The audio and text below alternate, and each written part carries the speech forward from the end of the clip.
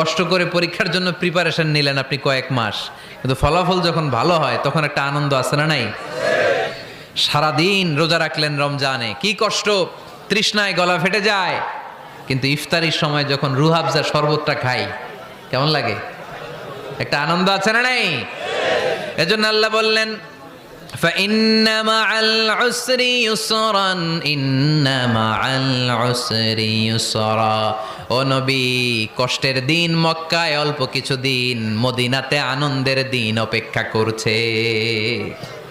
আমাদের জীবনে যদি দুঃখ কষ্ট আসে আমরা ধৈর্য ধরবো, তাওয়াক্কুল করবো একজনের উপর, তিনি কে? কারণ আমরা বিশ্বাস করি কষ্টের দিন এটা চিরকালের জন্য নয়, সামনে আনন্দের দিন আমাদের জন্য সেট করে রেখেছে কে?